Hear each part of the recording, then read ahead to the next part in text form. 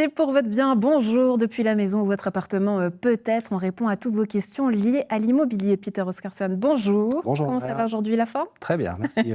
Vous? On est ravis de vous avoir, en tout cas, pour répondre à cette question. Encore une fois, on s'intéresse aux chiffres. Comment s'assurer du juste prix d'un bien immobilier? Autrement dit, Peter Oscarson, comment est-ce qu'on calcule la valeur d'un bien immobilier? Comment on le calcule? Différentes façons de le calculer. Alors, première chose, pour avoir la valeur d'un bien, c'est important de travailler avec quelqu'un qui connaît son marché, qui connaît son terrain. Seul un professionnel, un vrai professionnel qui connaît bien son terrain saura vous donner le juste prix. Il y a différentes méthodes, qu'il s'agisse d'un appartement, on va parler de mètres carrés, ou d'une maison, on va parler d'un terrain plus de mètres cubes. Ce sont différents paramètres qu'on met ensemble avec des indices de vétusté, etc., que l'on calcule. Et le terrain, la valeur du terrain, évidemment, à voir avec son lieu. Ouais, quels sont justement les pièges à éviter lorsqu'on s'intéresse à un bien immobilier? J'imagine que certaines erreurs sont assez récurrentes chez les clients.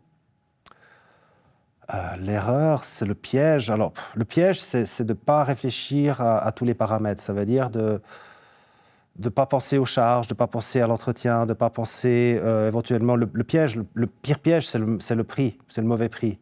Ça coûte très cher, l'erreur coûte cher, de nouveau.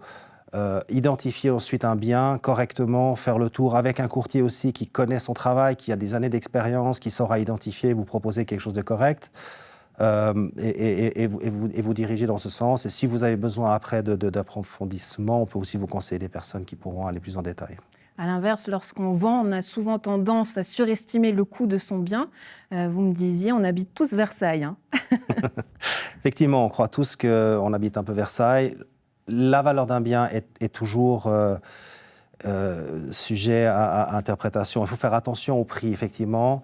On a l'avantage d'avoir des prix soutenus ici, mais attention, tout a une limite. Trop cher n'est pas le meilleur prix, loin de là. Les objets restent sur le marché, tout le monde les connaît. À la fin, on finit par vendre en dessous du prix de base, qui était peut-être inférieur, mais qui était le meilleur prix. Et pour preuve, Peter, vous-même, en tant que courtier, vous avez fait appel à un courtier lorsque vous avez souhaité vendre votre bien. Oui. Alors, l'avantage, quand on fait appel à un courtier pour la vente, par exemple, on est plus technique, on n'a pas l'affect. On est entre deux, si vous voulez. Donc, on est bien meilleur. Quand je vends mon propre bien, je ne suis pas aussi objectif que quand je fais appel à quelqu'un d'autre. Donc, oui, effectivement, j'ai fait appel à un courtier pour vendre mon bien.